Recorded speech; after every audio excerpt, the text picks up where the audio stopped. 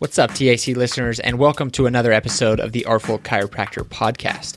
My name is Ray Daniels, and this episode, it's going to be a short one with Dr. Lance Von Stade. It is the state-of-the-art address after the ANTC Level 1 training camp in Perth, Australia, a few weeks back. And the second half of the episode is Dr. Lance going over and describing the step-by-step process of Wim Hof breathing. For those of you who have not heard of it, it'll be a great introduction and you'll be immediately able to train this right after you get done listening to it. And yes, if you're listening while driving, I would wait till you get home. All right, without further ado, enjoy the heck out of this short episode. Peace. What do you guys think chiropractic does? Or what have you seen it do? Or why'd you get into it? I don't know, I see it as like a positive interrupt. Like whatever's happening in a person's life, you can have an effect on their body and then maybe they take that somewhere else with it. It hits another level for them. Yeah. Anybody else? I had to make a choice between chiro and physio at one of the other universities. And I chose chiro because it seems like it's magic. And that's fun. Yeah. It's fun. Is there anyone here who has, you guys are here on a Saturday night, so you guys probably either have experienced something that makes you want more, or you haven't experienced it yet, and you keep hearing that it might be possible, and so you're still seeking that opportunity. Where is the magic? Where is the fun? Why would people choose to do this?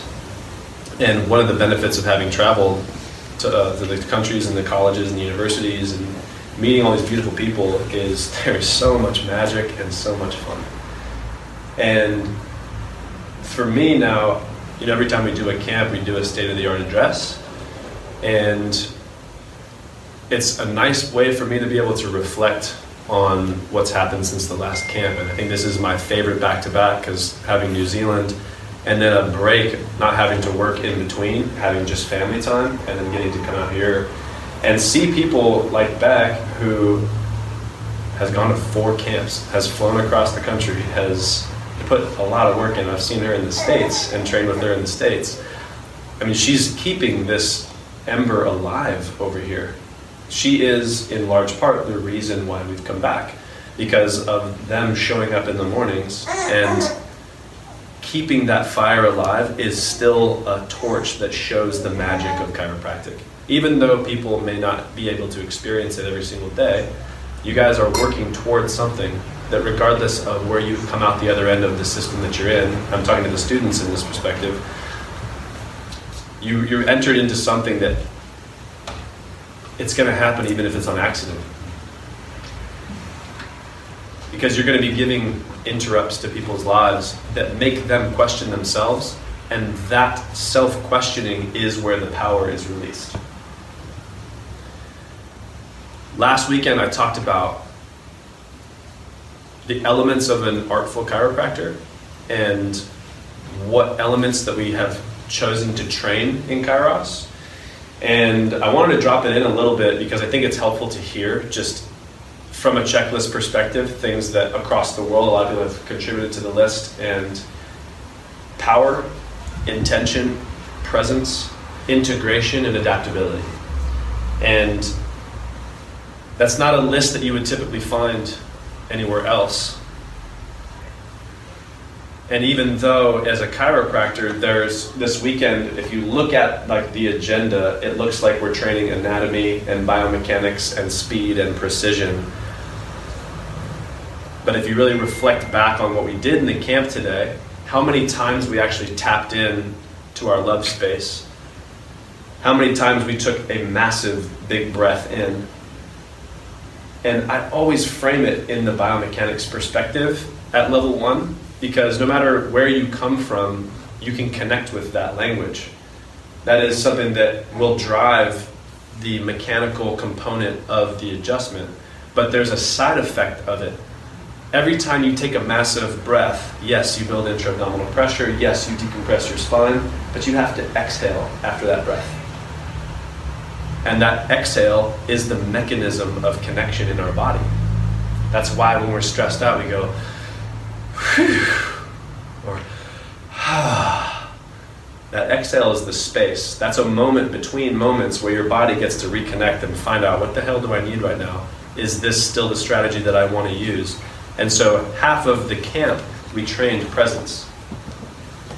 And then yes, we're tapping into power, which is force over speed, getting into the time component. Can you be quick? But that's a physical piece. And anytime you train psychomotor skills, it's just a matter of repetition, quality and quantity. You do that over time, you're going to make change. That's the piece that I'm really passionate about from a movement perspective, and that I'm going to hammer as much as possible this weekend. But in between the lines of that, the presence piece is what empowers you as a chiropractor to do things that others think is impossible. Literally. Contraindicated for chiropractors to perform. Because if someone has a potential risk in their body and you go to put an impulse in, there's a potential that that risk could manifest into a serious issue, either for the person from their health perspective, or from if they don't like the way it goes. I don't know if you guys have litigation, but in the States, it's a real thing. Like, you do something and someone just doesn't like the way you do it, they can sue you for it, basically. So you have to have this complete trust with the person before you go to do something that has a high risk, high reward. And the conversation that you have when deciding to do that is not just simply a flow chart that you would find in a differential diagnosis textbook.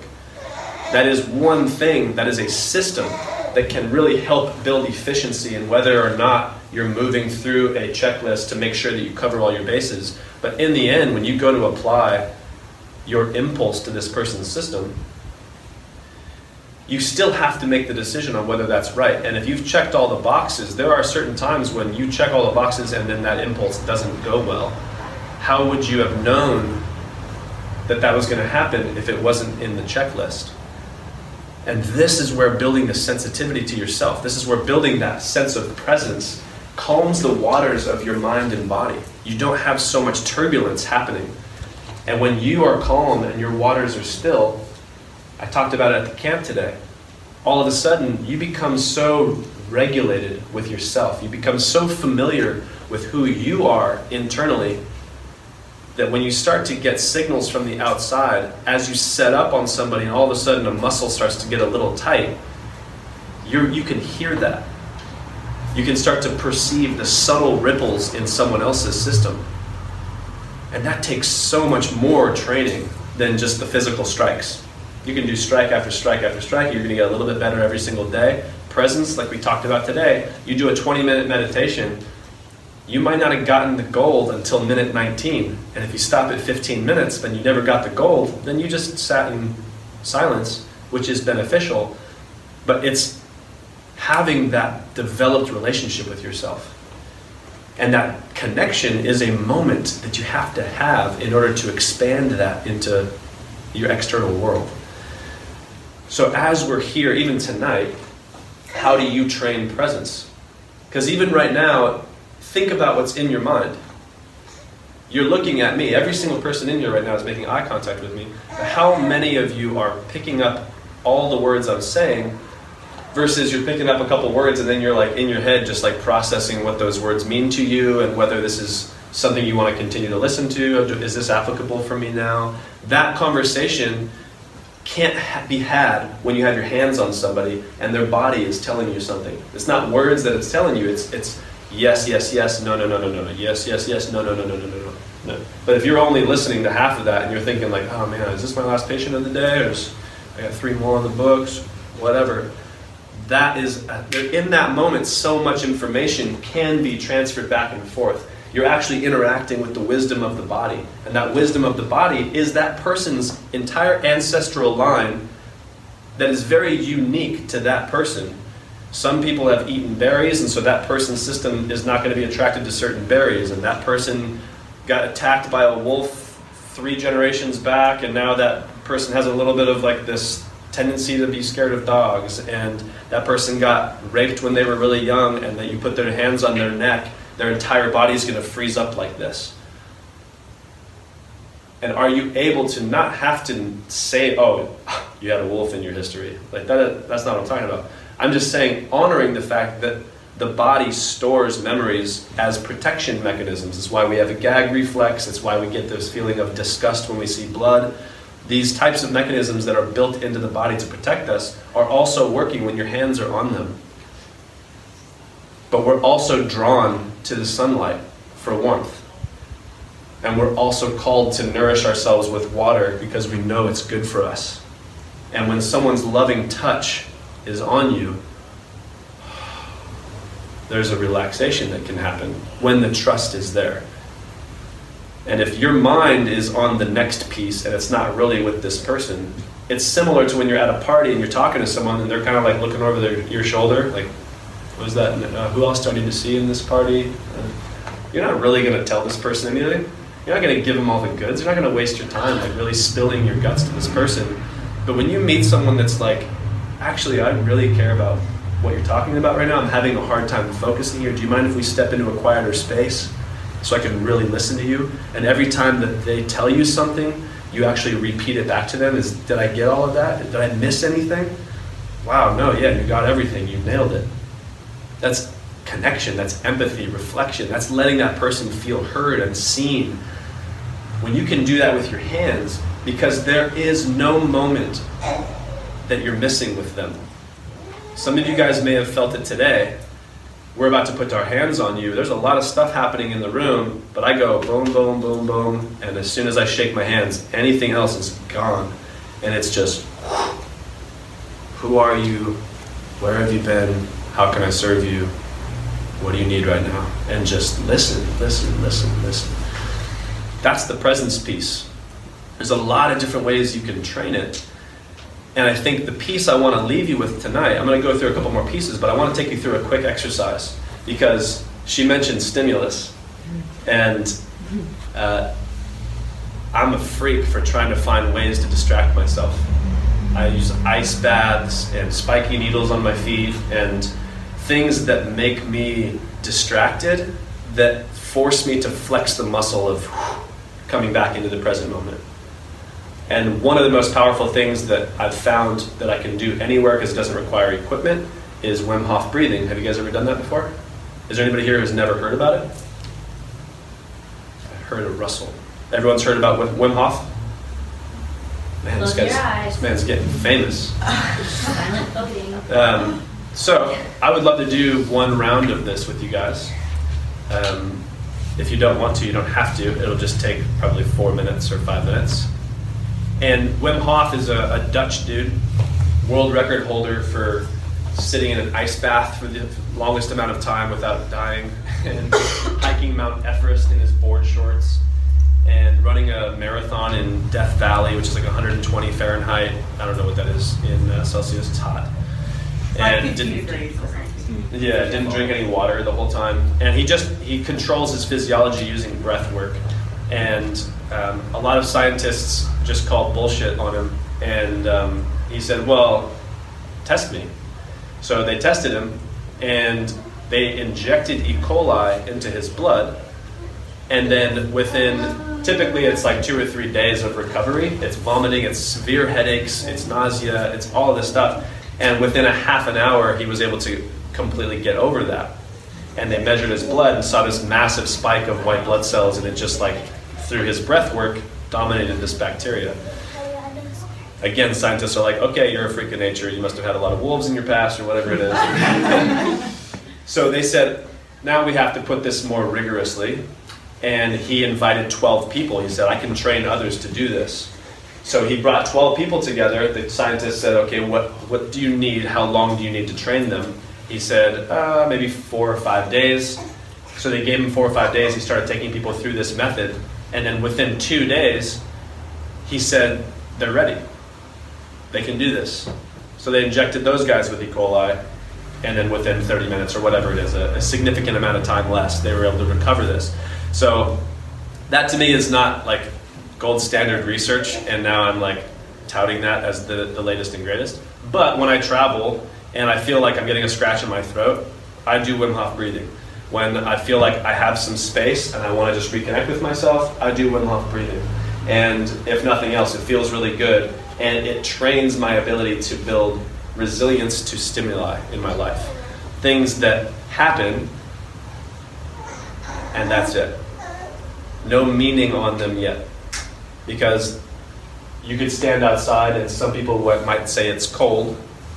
Others would stand outside and say this is perfect. What is true is whatever's outside is happening.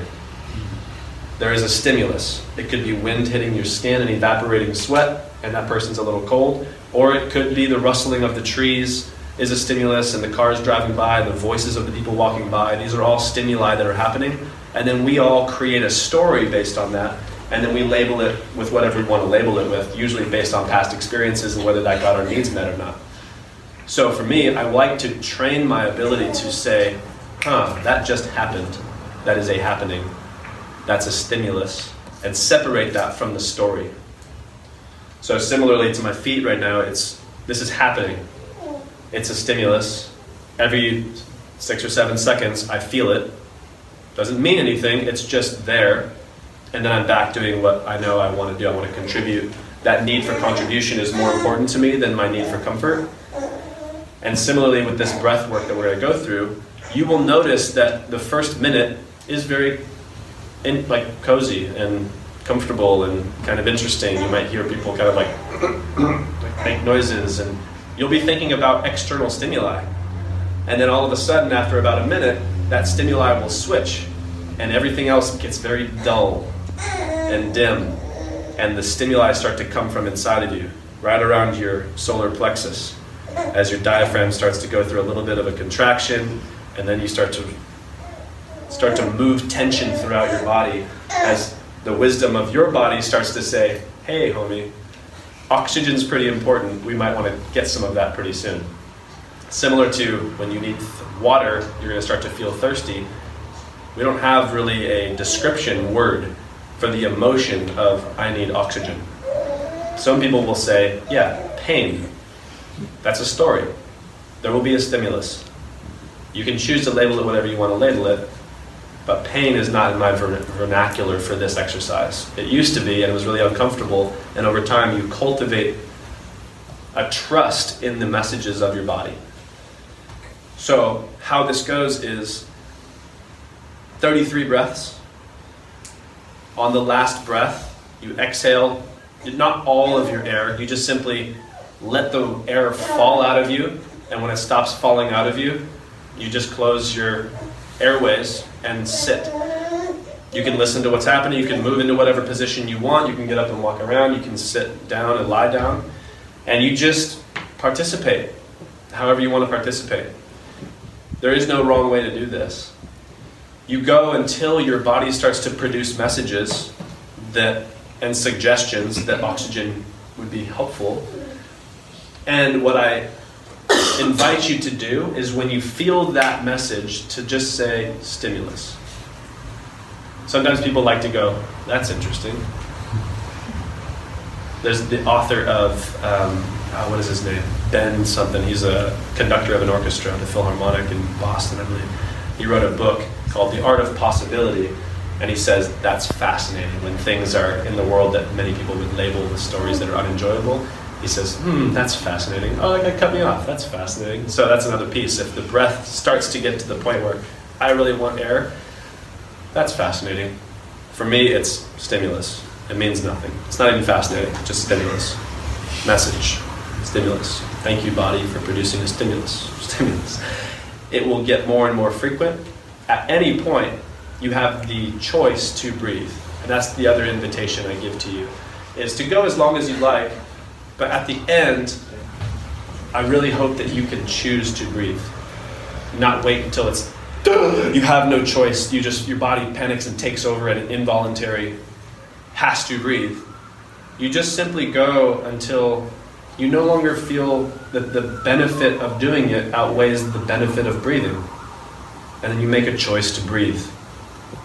You'll inhale, hold that for about 15 seconds, and then you meditate.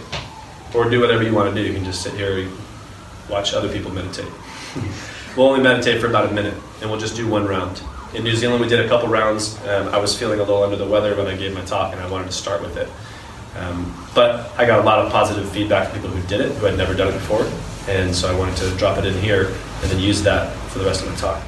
So I'm going to join you on the floor. We're going to do 33 big breaths. I'll count them. The last one, you exhale just to a natural end point. You hold out. You inhale whenever you feel called to inhale. You'll start to notice tingling in your body if you hold long enough. You might start to notice some need to shuffle around and reorganize your body, because as your needs are not met, you will start to go back into kind of fetal position. That's just a natural inclination. You breathe, hold in 15, and then afterwards you just meditate for about a minute. Cool? So sit comfortably. You don't have to do anything or look a certain way. There's no right or wrong way to do it. And here we go. So the breaths, I'll show you one. It's not like 49 breaths we did this morning in camp. It's more just in as big as you can, and then you just let go. I'm doing 33 of them. Cool? Any questions? Sweet. Here we go.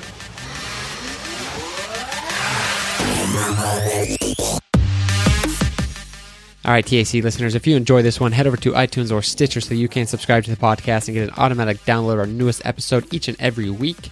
While you're at it, we would love a review, a comment, a rating, anything that will allow us to reach more docs and more students and continue to raise the bar in chiropractic performance training. If you haven't yet checked out the artfulchiropractor.com, you can do that for show notes for this episode and previous ones, along with any of the resources that our docs are dropping. And if you haven't yet checked out the Kairos Training Culture Community Facebook page, you have to get there, send a request with a message of who you are and why you want to be a part of the group, because there are so many amazing golden nuggets that are being dropped every single day that are elevating the chiropractic performance game. So with that, I hope you all have an amazing rest of your week as always, and until next time, peace.